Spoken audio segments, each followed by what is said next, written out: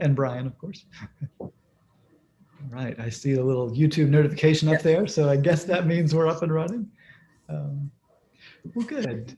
Um, Maybe before we jump into Ruth, while we're kind of waiting a minute or two for everyone to get logged on YouTube, we can just kind of touch base about where we are, big picture of in terms of Sunday school and our schedules, that sort of thing.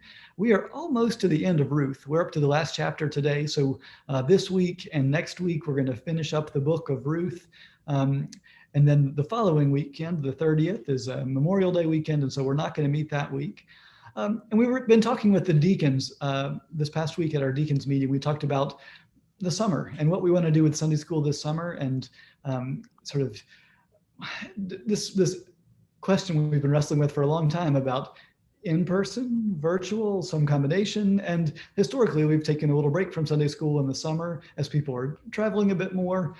Of course, last year we did not do that because no one was traveling a bit more, and we were all around, and so we stayed here.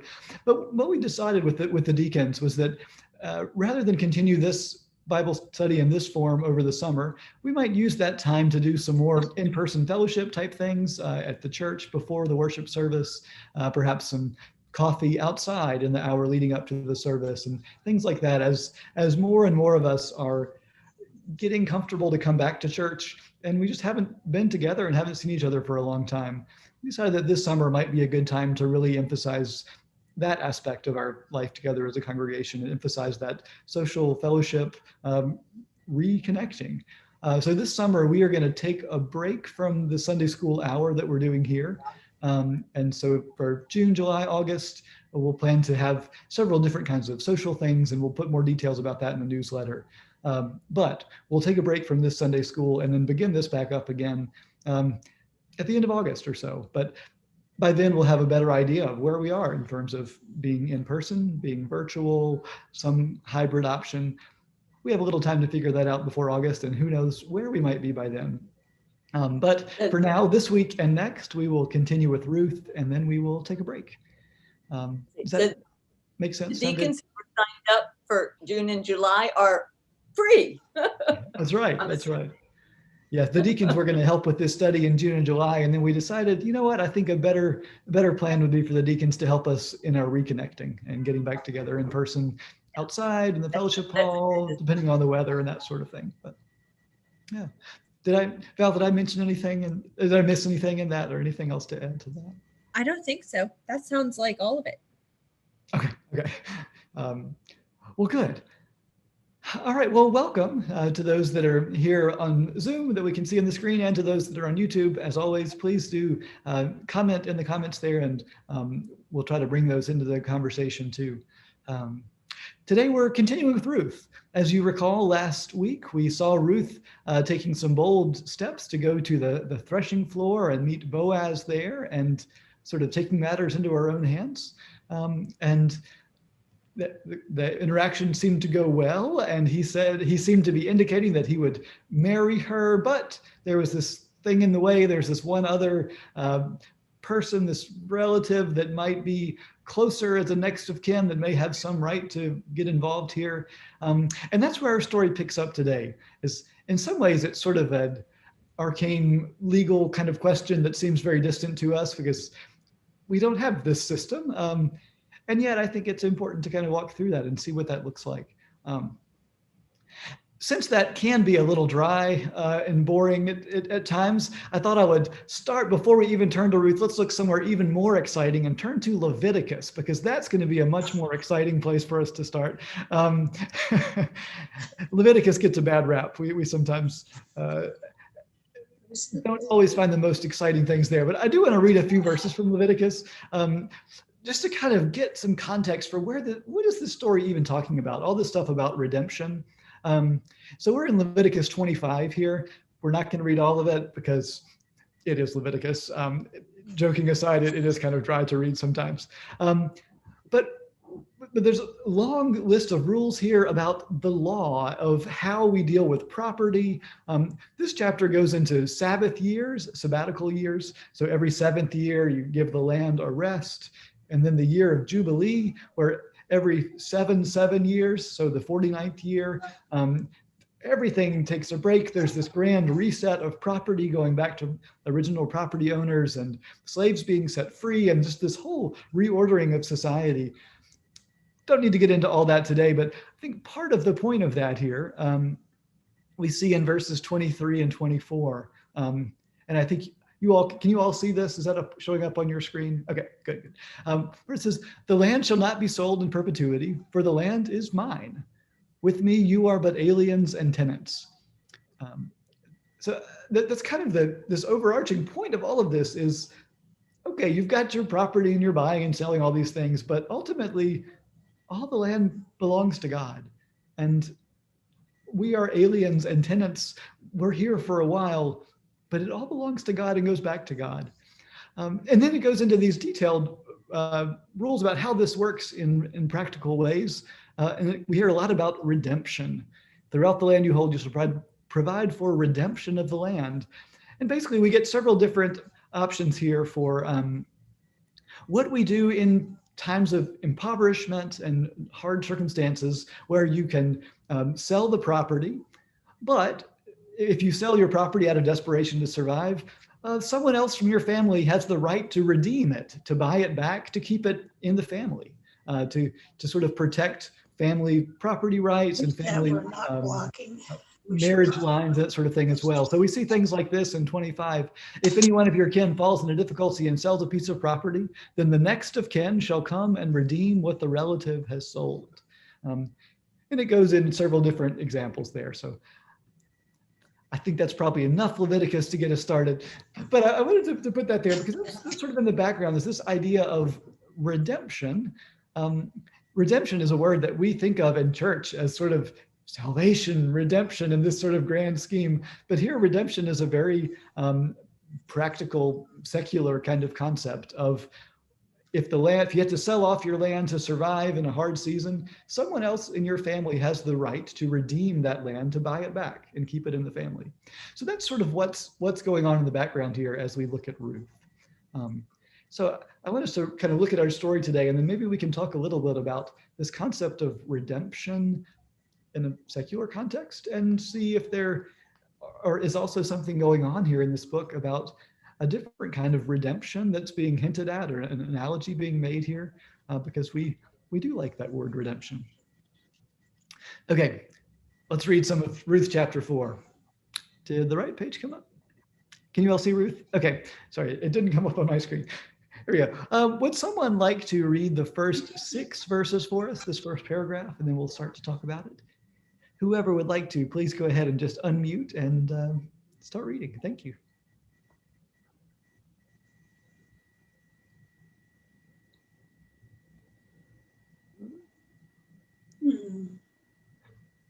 I can read it. I'll do it.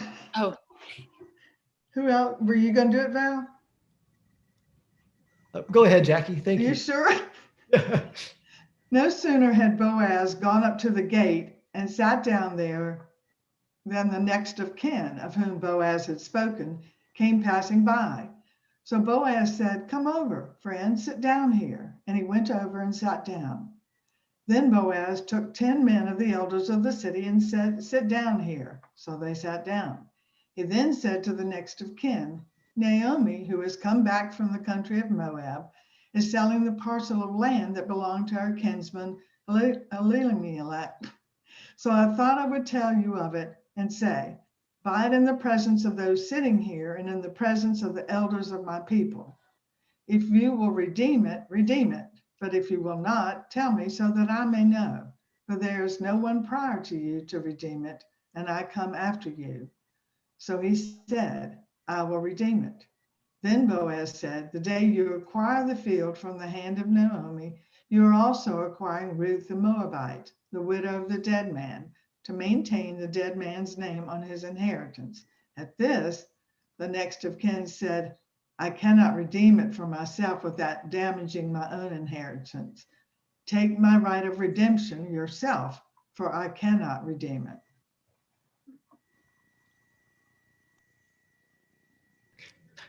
Thank you, Jackie. Thanks for reading that for us. So here we have this transaction that we were sort of getting hinted at in the last chapter, where Boaz said, Yes, but there is a closer next of kin that we need to deal with first. And so today's action takes place at the gate of the city. And this was sort of the center of where the life of the town took place. The elders would sit by there, and people that had a problem would come to the gate of the city and bring their business before the town, and it would be decided, what's to become of this. So it's sort of the courthouse and the city square and all sorts of things tied into one there. But Boaz comes there to the gate with this next of kin, sees the next of kin come by, and they sit down and talk through their business. And it's interesting how he goes about it, isn't it? Because Boaz, first of all, says, all right, there's this land that Naomi has. Would you like to buy the land back? And the guy says, yes, sure, that would be great. Let me put this back down so we can see our faces. So he it's sort of this bait and switch, isn't it? Where he first says, would you like to buy the land? And they say, yes, of course, I'd like to buy the land. And he says, great. And then, of course, with the land comes Ruth the Moabite that you can marry and continue her dead husband's line, right? And to which the guy says, never mind. I don't think so. There's a little bit of skepticism. I think some scholars kind of question a little bit of this because Boaz presents this as what the law says. The law as we read it in Deuteronomy or Leviticus or wherever doesn't spell it out quite that way. I mean, the general system is there, but the idea that with the land comes Ruth the Moabite, we're not sure if maybe that was a law that we don't have recorded anymore, or just a tradition, or maybe Boaz was just thinking on his feet there and tying those two things together so that he could get both the land and marry Ruth the Moabite. Not sure exactly how that worked, but anyway, Boaz is sort of crafty there and coming up with this system. Any questions about that, or comments, or things that thoughts that provokes for you?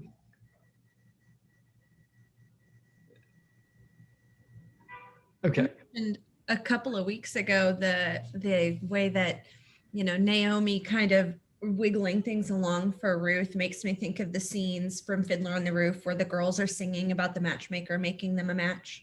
This kind of reminds me of the scenes from Fiddler on the Roof where Tevye is sitting and trying to work out the marriage of his daughters.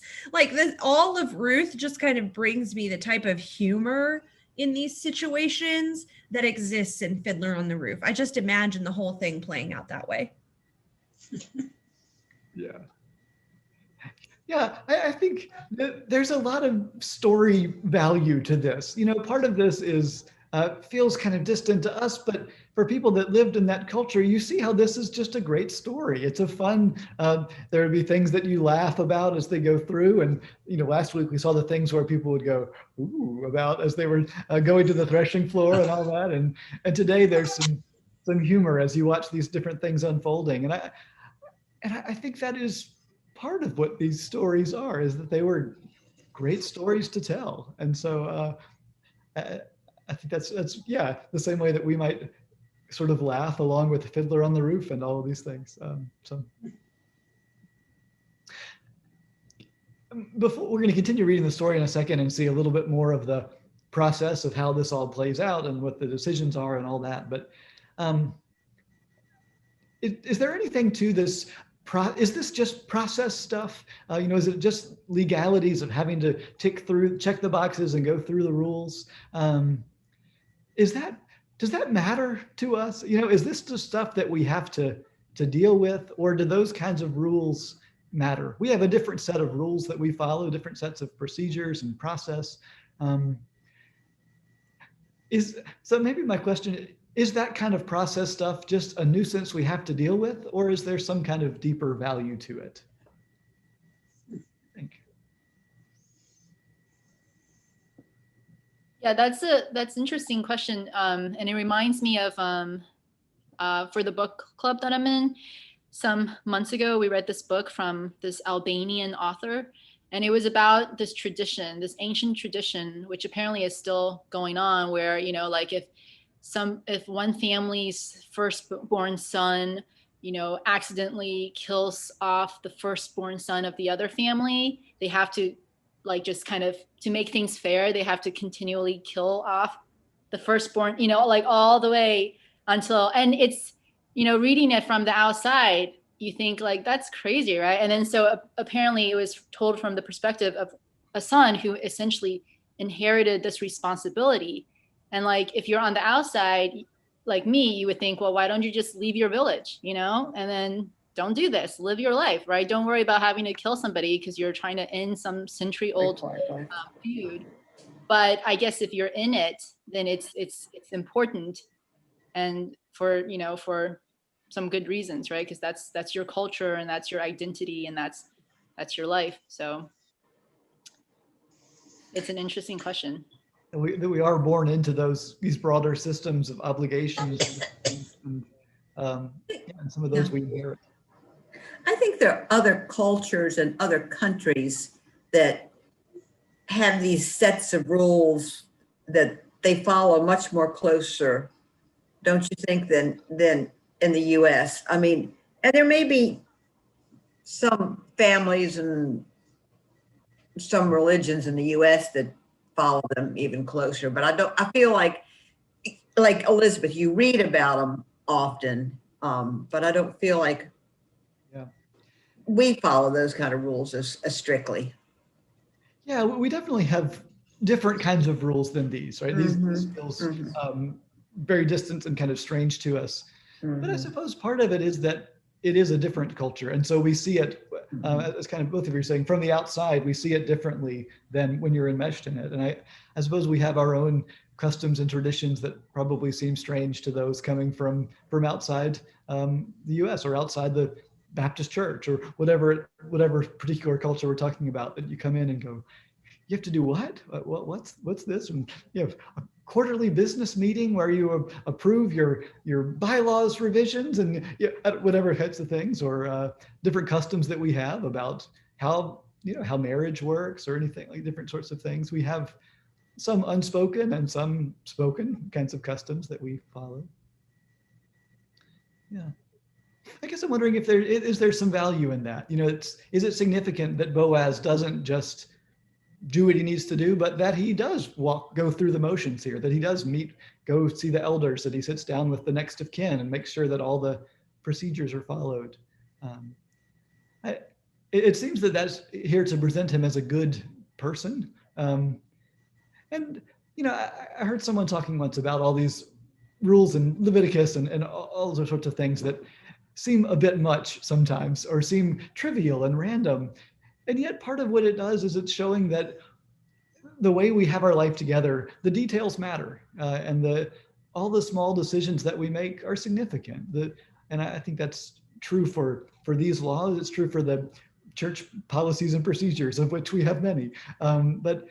But these details matter, that how we make our small decisions is significant as the big decisions that we make. And so perhaps there's something here to affirm being thoughtful and careful about how we live our life together.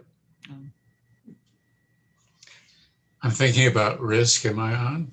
I don't know. Is Jack muted? You're on. We can hear you. Yeah. Okay.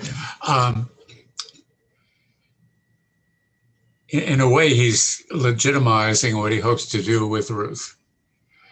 I mean, he could go ahead and just take this as next of kin, but after their marriage, someone might challenge that and say, no, this other guy was really next of kin. You should not have done that. She's a foreigner, et cetera, et cetera. He perhaps is being doubly careful as a way of protecting her. I don't know. Yeah. Barbara Moore had the same thought in the YouTube chat. She said it made the union totally legitimate. Yeah. By being sort of slow and thoughtful and cautious, it makes sure that there's no second guessing later. It gives it legitimacy, and it takes it from the previous chapter was hidden away in the dark and secret and sneak home in the morning kind of thing. And now it's at the city gate in front of everyone and make this official. And so, yeah, it does. It brings it into the light of day where it's in front of God and everybody, and it's okay, it's official. So, yeah. Well, let's read a little bit longer and see what becomes of this now that we've seen this interaction starting. Let's see. We've got, yeah, how about this next chapter, verse 7 up through, and we said let's go ahead and read through verse 13, which is sort of in the next paragraph here, but I think it kind of helps wrap up our story a bit. So would someone read 7 to 13 for us? I will. Okay. Now this was the custom in former times in Israel concerning redeeming and exchanging. To confirm a transaction, the one took off a sandal and gave it to the other. This was the manner of attesting in Israel. So when the next of kin said to Boaz, "Acquire it for yourself," he took off his sandal. Then Boaz said to the elders and all people, "Today you are witnesses that I have acquired from the hand of Naomi all that belonged to Elimelech and all that belonged to Chilion and Mahlon. Have also acquired Ruth and I also acquired Ruth the Moabite, the wife of Mahlon, to be my wife, to maintain the dead man's name on his inheritance, in order that the name of the dead may not be cut off from his kindred and from the gate of his native place. Today you are witnesses." Then all the people who were at the gate, along with the elders, said, "We are witnesses. May the Lord make the woman who is coming into your house like Rachel and Leah, who together built up the house of Israel. May you produce children in Ephrathah and bestow a name in Bethlehem. And through the children that the Lord will give you by this young woman, may your house be like the house of Perez, whom Tamar bore to Judah." So Boaz took Ruth, and she became his wife. When they came together, the Lord made her conceive, and she bore a son. Where do you want me to stop? Yeah, that's great. Thank you. We'll stop there, and next week we'll kind of finish out, but maybe this will give us enough to talk about for today. The very first verse of that, it's kind of funny. Now in former times in Israel, concerning redeeming and exchanging, so it already explains us, this is a custom that had already faded away by the time this was even written down, that to confirm a transaction, you take off your sandal. And that is, I guess, that ancient equivalent of a handshake, maybe. And thinking about that this week, I remember at the beginning of the pandemic when everyone was completely at home and no physical contact, and we're worried about germs and touching things and no handshakes and just elbow bumps, people said, "Is this the end of the handshake? Will we ever be shaking hands again? Or is that a thing of the past?" And where the people would have to write a story like this and say, now in former times, when people made a deal, they would hold one hand to the other person's hand and move it up and down a couple of times. And that was called a handshake. But anyway, for whatever reason, taking off your sandal lost its staying power as a symbol of making it. But they took off the sandal and made it a sign that they could be married. May the Lord. Yeah. That's So let me stop that here. Do something. There's no verb. Yeah. So here we have this. The transaction takes place. Everyone watches and says, "We are witnesses." And so, as we were kind of just saying, it makes it official. Everyone has seen what has taken place. Any other reactions to that scene as we read through it? Anything jump out at you?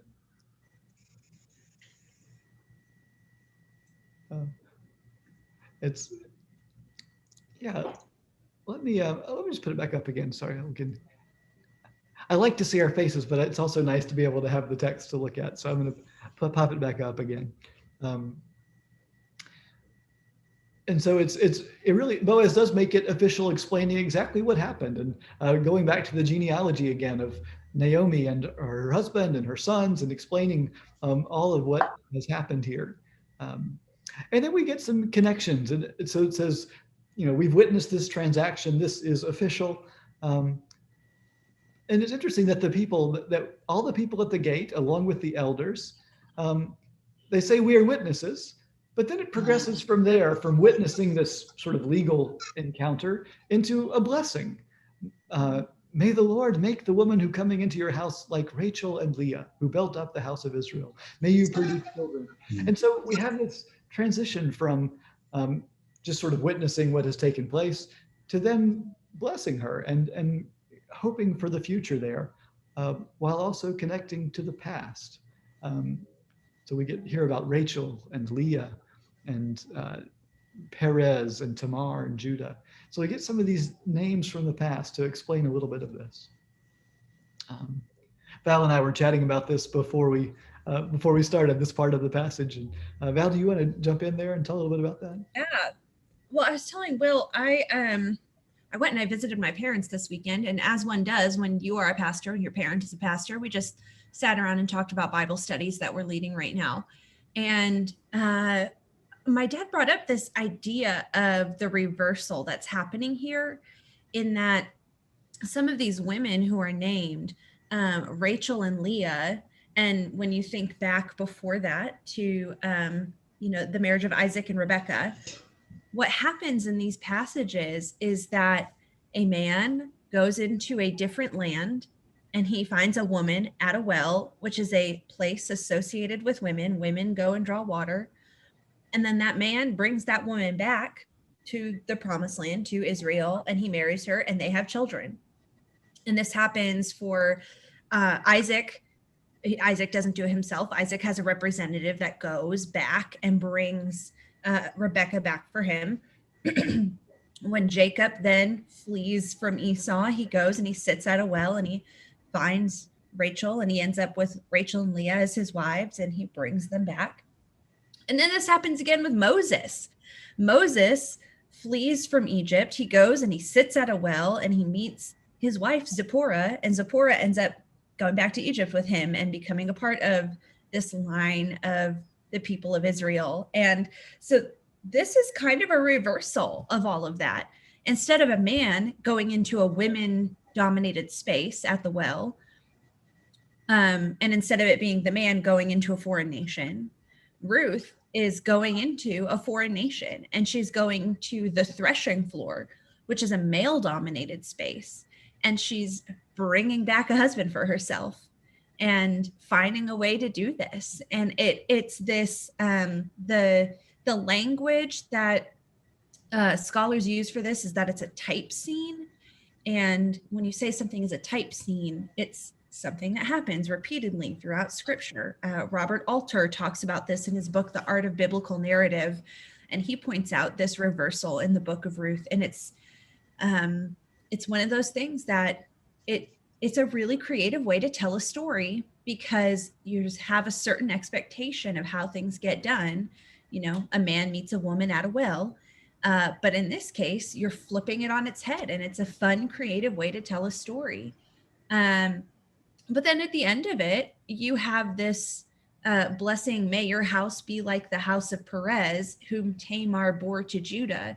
And I think we talked about this a little bit the first week of our study, when Tamar had her son Perez as a heir for her husband who had died. It was after multiple sons had been killed or denied to her or whatever, and she had to make her own choices. And so there's some level here of saying, we see who Ruth is, and we know that she is a strong, well-minded woman who is able to do this kind of thing. And so there's just a lot that's going on there, and it's so much fun to see the way that these authors, they're clearly writing generations after this has happened. If you have to explain, the shoe thing has fallen out of practice, but here's how it used to go, then that's kind of a signal that you're writing this story down and you're telling this story several generations later.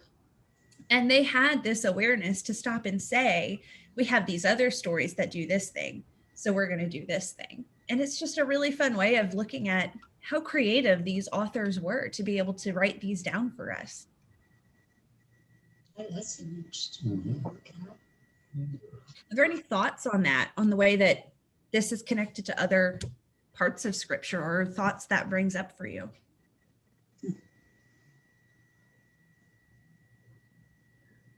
I guess for me, the scene that was described in this last scene is almost like a wedding. It's almost like people coming together. They are witnesses, and then they give blessings. And it kind of makes me think to your other question, Will, about like the importance of having tradition. And because I remember when Brian and I decided to get married, we had a discussion, even like, should we even have a wedding? Like, what's the point of weddings? Like, they're expensive, and we're going to get married anyways. But in the end, we decided to have a wedding, and it was kind of the sense of, well, we're going to have our family and friends there, and they're all going to be there. And this is not just for us, but it's also for them. And so as a community, like we decide to get married and have the support of the community. And so, and that's kind of what I saw in the scene, and how it ended with, people giving them blessings, right? And saying we're witnesses to something that's happening. So it makes it definitely a lot more real and legitimate. I'm really glad you brought that up, because so I have been a bridesmaid in 15 different weddings. Seen a lot of different wedding ceremonies. And some of my favorite ones that I've been a part of have been ones where the bride and the groom take their wedding vows, but then the officiant turns to the community and asks for them to vow and to pledge and to be part of this marriage and part of supporting this family that's being established. And I think there's so much beauty in having those witnesses be a part of your life, and being able to, it also, something that's been on my mind is we do child dedications in the Baptist tradition, right? Like it's great. You hold up the cute little baby and you say, yes, we all commit ourselves to be a part of raising this child. And this is a commitment for a community to participate in life together with them.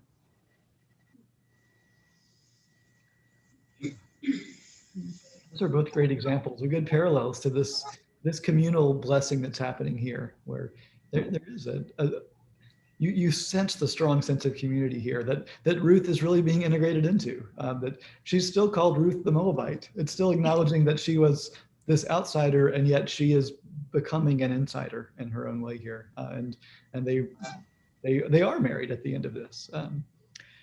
I see that we're at the end of our time. And so next week, we're going to read the last few verses of this chapter, and then spend a little time just talking about the book as a whole and what this means for us. What are some of the broader points about this? And we'll get back to that redemption piece about how we've seen now that Boaz has redeemed the land and perhaps redeemed Ruth. And what does it start to mean when we talk about redeeming Ruth and Naomi, and what kind of redemption, symbolic redemption, theological redemption is happening here? What does that say about Israel, about the people as a whole? So I think there's some good questions to get into there that we'll talk about more next week. But any closing thoughts before we wrap up for today? Good. Well, thanks for joining us on Zoom or joining us on YouTube. Next week we will finish this study, and then that'll be our last Bible study session before we take a break for the summer. But let me close this with a prayer for today. God, we thank you for this story that is at the same time distant and strange and archaic and legalistic seeming, and at the same time a beautiful example of a community figuring out their life together and blessing one another. So help us as we go through our lives not to get bogged down in process so much as to see attention to detail and attention to the ways that all of our choices are significant and the ways that they can be an opportunity for blessing. Help us to be a blessing to one another and to live faithfully to you. Go with us now as we go to our time of worship, and be with us until we are all together again in whatever form that takes.